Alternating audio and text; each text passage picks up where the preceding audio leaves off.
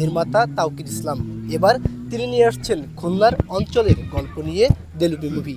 দেলুপি কেন নামটা দিচ্ছেন আর কি এটা? আচ্ছা, পি আসলো কোথা থেকে? খুব সুন্দর করছেন। আচ্ছা, জায়গাটার নাম দেলুটি, এটা হচ্ছে এই জায়গার নাম। কিন্তু সিনেমায় আমরা যেই গ্রামটার কথা বলতে চাচ্ছি সেই গ্রামটার নাম সিনেমায় দেলুপি, সেখান থেকে ছবিটার নাম হয়েছে দেলুপি।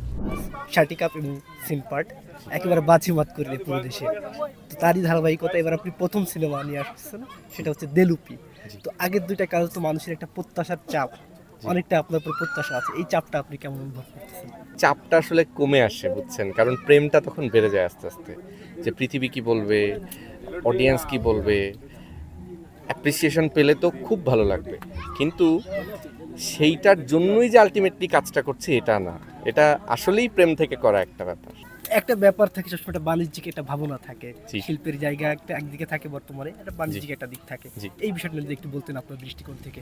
তো আমরা কিন্তু সিনেমাটা মানুষকে দেখাতে চাই, আমরা বাণিজ্যিকভাবেও সফল হতে চাই, তো এই প্রত্যেকটা বিষয়ই কিন্তু খুব ইম্পর্ট্যান্ট এবং সেই কাজগুলোও আমরা করতেছি। আগের দুটো আপনার যে কাজ দুটো ছিল সেটাতে জি। আমরা দেখছি রাজশাহীর গল্প, এবার আপনি খুলনা অঞ্চলের গল্পটা কেন বেছে নিলেন যদি একটু বলতেন এই বিষয়ে? শাটিকাপ রাজশাহীর, কিন্তু সিনপাটের কিন্তু একটা বড় অংশ নগরবাড়ি পাবনার অঞ্চলের। হ্যাঁ, তো ধরেন আমার কাছে আসলে এই যে লোকালিটির গল্প বলা, সাধারণ মানুষের কথা বলা, ডায়ালেক্ট, এগুলো মানে থাকে না যে একটা লোকাল ডায়ালেক্ট আমাকে অনেক বেশি টানে, মানে একটা লোকাল ডায়ালেক্ট এটার মধ্যে আমার কাছে প্রাণ থাকে মনে হয়। আরেকটা বিষয় যদি বলতেন, আমরা আপনার এর আগের দুটো কাজে জি। এটা সিনেমাতে একটা ভায়োলেন্স দেখছিলাম, জি, এই কাজটা থেকে আমরা ওইটা দেখতে পারবো কিনা?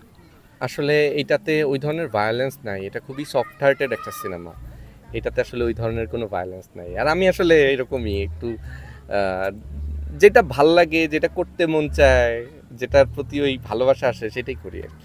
যে শার্টিকা বা সিনপার্টের নেক্সট পার্ট বা বাবু ভাইকে আমরা পাবো কিনা? বাবু ভাই তো এখানে স্টেজে আছে এখন।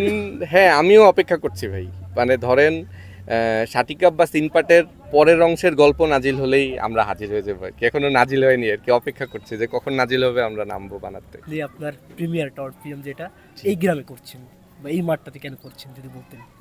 এটা তো আসলে উনাদের সিনেমা।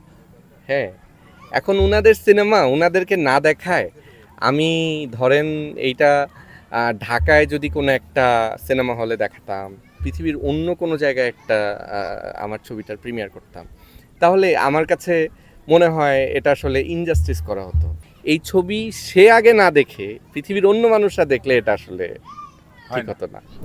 আর আপনার দর্শকদের উদ্দেশ্যে যদি কিছু বলতেন, আপনার এই সিনেমাটা ছবিটা 7 তারিখে খুলনায় আসছে, সবাইকে হলে এসে ছবিটা দেখার আমন্ত্রণ। আর 14 তারিখ পুরো বাংলাদেশে চলে আসছে। সো দলে বলে সবাই মিলে হলে আসতে হবে, সিনেমাটা দেখতে হবে, ভালো লাগলে ভালো বলতে হবে, খারাপ লাগলে খারাপ বলতে হবে, কিন্তু সেইটা শোনার জন্য আমরা অপেক্ষা করছি।